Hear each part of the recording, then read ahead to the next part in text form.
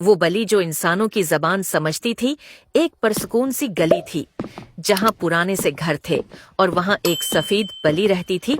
उसका नाम था मिनो।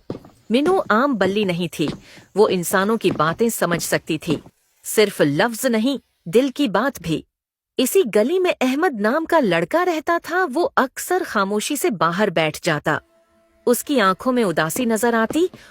एक दिन अहमद ने आह भरते हुए कहा, काश कोई हो जो मेरी बात समझ सके। मिनो आहिस्ता से उसके पास आकर बैठ गई। अहमद ने मिनो के सर पर हाथ फेरा और बोला, मिनो, अबू बीमार हैं, उम्मी बहुत परेशान हैं और हमारे पास पैसे भी कम हैं। मिनो ने सब सुन लिया, सब समझ लिया। अगले दिन से मिनो ने कुछ अलग ही करना शुरू किया। वो एक घर के दरवाजे पर जाती, हल्की सी म्याऊं करती, कोई दूध दे देता, कोई रोटी, कोई बस्कट। मिनू के पीछे बचे सब कुछ लेकर आ रहे और अहमद के घर के दरवाजे के पास रख जाते। अहमद के घर के बाहर चीजें जमा होने लगी। अहमद हैरान हो गया, ये सब कौन रख जाता है। इसी रात अहमद को नींद नहीं आई। वो खामोशी से उठा और गली में झांका।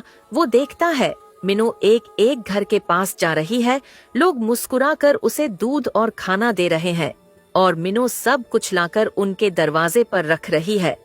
अहमद की आंखों में आंसू आ गए। वो आहिस्ता से बोला, ये तो मिनो है, तुम तो बहुत अच्छी हो, तुम तो दिल की बात सुन लेती हो। और ये सब अहमद रोते हुए बोल रहा था। कुछ दिनों बाद अहमद के अबू की तबीयत बेहतर हो गई। वो बाहर आए, मिनो को देखा और खुश हुए और मिनो को प्यार करने लगे। उस दिन के बाद मिनो सिर्फ एक बल्ली नहीं रही, बल्कि वो उस गली की उम्मीद बन गई। और मिनो वो बस सुनती रही खामोशी से, क्योंकि जो दूसरों की बात समझ लेता है वही असल में दूसरों के दिल जीत लेता है।